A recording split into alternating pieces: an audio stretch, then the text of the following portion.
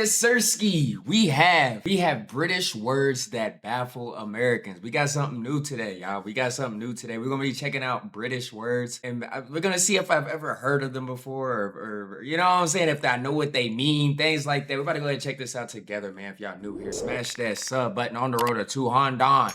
Let's get right into it, y'all. This week I'm going to be talking about all of those kind of British English words that baffle Americans whenever I produce them from my lovely British mouth.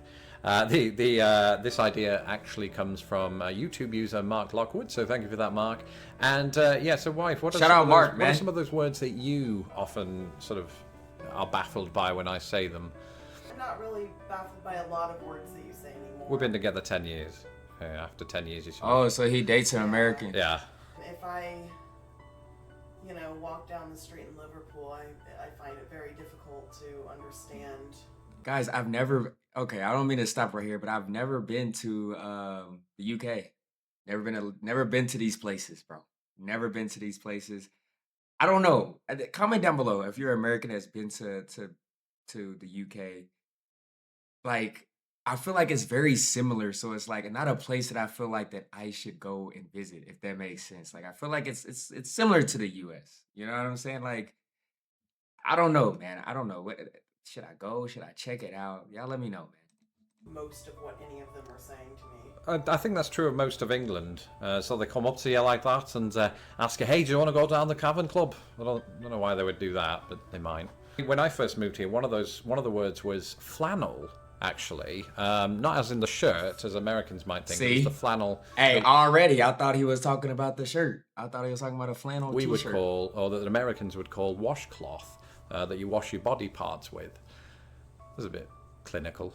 I asked call your a washcloth because a we flannel? lived with Tara's parents for a bit, and I needed to find a flannel, and they looked at me as if I was demanding looking for a shirts shirt from them. Hey, I would have thought the same. Actually, that came up around about the same time was plaster. I'd cut my finger or something like that, and I said, "Hey, where do you keep the plasters in the house?" And they looked at Now, okay. This is one that threw me off, bro. A plaster. So I'm staying in South Africa, y'all. And that's what they call a Band-Aid as well. They call it a plaster, bro. Like, where does the word plaster come from? Plaster. Not a Band-Aid, a plaster. me again as if I was a terrorist. So what do we call them here again? Band-Aids. Band-Aids, yeah. Like, for me, Band-Aid is the Bob Geldof band that was formed in the 80s to save poverty in Africa, or to prevent it. What is that? And so I was sort of bewildered myself when they came back at me with that. So it's a two-way street. It's not just the Americans being bewildered by me, more actually me being bewildered by them. The word rubbish actually occasionally causes confusion. Not so much when I use it to mean trash, but when I say that such and such is rubbish. That thing over there, that's rubbish. Actually, I was pointing at our lovely shelf. So it's actually a nice shelf. The idea, I think, throws people off because I think they think when I point to something and say, that thing's rubbish, they believe, I think, Americans think I'm saying that it literally is trash and needs to be put in the bin, trash can. Another one, and this is quite topical for the summer, I suppose, despite the... Yeah, I heard you corrected. Trash can. It's a trash can. Suntan lotion. People look at me and not know what I'm talking about. What do you think I mean when I say those phrases? Well, here we have a distinction between suntan lotion and sunblock prevention lotion, which is a completely different thing that most people use. So it's sunscreen, right? Yeah. Sunscreen. Hold on, because this has got me confused. I'm not gonna hold you. What is the difference, y'all, between suntan lotion and sunblock? Is it not or sunblock? Sandblock is wild. Sunblock. Like, what's the difference? Ain't that the same thing? Suntan lotion and sunblock is the same thing, y'all. Lotion is what you rub on yourself to keep yourself from getting too burned, tanned, I guess, at a tanning salon. Which makes sense. And now that I think about it, I can't decide whether suntan lotion is a sort of generic British term or if that's just my parents. I think it's my parents. They just say that, and I picked it up. Well, obviously, PAG. PAG? Oh, PAG. Yeah. Well, Pag's an odd one because I think that's kind of a more of a Grimsby's where I'm from, and I think that's more of a Grimsby term. It means to ride on the back of a bike with somebody. I think some people call it a back. Okay, hold on. Back to the before he gets into that, the suntan. Okay, the suntan lotion and sunscreen is two different things. Suntan lotion is what people, because I don't tan, so you know what I'm saying. I'm already tan, but that's what people who use to tan. Suntan lotion. You know what I'm saying? Sunblock is for people like me. I'm not trying to get no darker. You feel me? I'm not trying to get burnt. Even some lighter people use sunblock to block the sun as well. I don't know, man. I don't know. Backy in England. Hey, do you want a backy? No, I want a pag, thank you. People think it sounds stupid. Even in England, people don't know what it means. I'm not sure I ever used that term yet, but I do use the term mardy, as in I'm very grumpy today. I'm feeling mardy. But I'm feeling mardy mardy. is barely used outside of that part of the north as well, I think. I'm feeling I believe it's mardy. used in and around Lincolnshire and maybe Yorkshire, and then not really known elsewhere. Unless I'm wrong about that, you can correct me if I am. I did touch on this one in a previous video, but the term stroking, as in stroking the dog, which again does sound borderline illegal, and I will admit that, having moved here. But you guys, Americans, say petting the dog, which actually my mother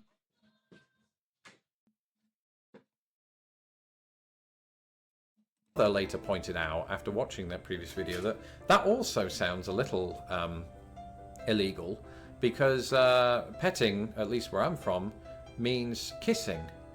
When you go into the swimming pools, there'll be signs that say no petting, as in your, significant other. What? It's not here too. Exactly. So you have it here, and yet, so each of us has these terms for being affectionate toward animals that take it a little too far. You don't kiss your dog? I do kiss my dog. I don't kiss my dog in the French way. Some people do. Well, Hey, some I don't people even be have a doing dog. too much with that, dog. Let the dog lick all up in their mouth. I have cats. Hold on, petting is insane. So petting means kissing. True. So where did that come from? See, this is why I can't visit the UK, y'all. This is why I can't visit the UK, because I'll use regular words like petting, and then they'll probably think I'm talking about something else. Bro, what? Petting. But yeah, I certainly don't. What do you mean some people do? Who kisses dogs in the French way? Hey, I've seen some right. people on the internet do that. This is a strange video so far. We've gone a little too far, I think. Wish I had a dictionary of British English or something. If in doubt, turn to this lovely book. It's by Anglotopia. You can get this at Amazon, of course. And let me take a look inside quickly. There are lots of words in here. What do I say? I'm trying to think. Oh, I did say that once. This one here. Lost the plot. Oh, yeah. Yeah. I say that all the time now, and I think some people don't understand what Lost I the mean. plot. Yeah. What's that mean, y'all? Hopefully I'm around teachers all day, so they kind of get it just Because they've read Harry by Potter. association. Yeah. Of just understanding what losing the plot literally means. Yeah, it's someone who's gone mad. I've lost the plot. I feel like, okay, read yeah, I it. think everybody know that, Wow. though. Lost the plot, yeah. Chap. Chap's an odd one, isn't it, for people? Yeah, you're a fine, upstanding chap. Because that's how I talk. Chat. Chap. Pally, Actually, I do remember. chance. I do remember one instance when I used to work for Indianapolis Fringe. Back in the day, there was a performer who'd come over from the East Coast, and I asked him, "So are you part of the Fringe Festival?" And he had to ask me again and again, "Did you just say French Festival?" Oh, that was a good one. Did he not one say used French? To confuse the wife when I'd, we'd be talking about a food that's been in the fridge a little too long, and I'd ask her, "Has it gone off?" And she wouldn't know what I meant. And I again use that all the time now, and people don't understand. I've indoctrinated her It's your into the. fault. Speaking of going off, we're going to go off now. Not in that way. I have showered today. But in the sense that we're leaving today. And so... I think if I visited the UK, y'all, I would be so confused. I'd be so confused, bro. Somebody would talk to me and mean something, and then I think they would mean something totally different, like go off. Bro, I don't know, bro. Like I'd be so confused. I'm confused watching this video.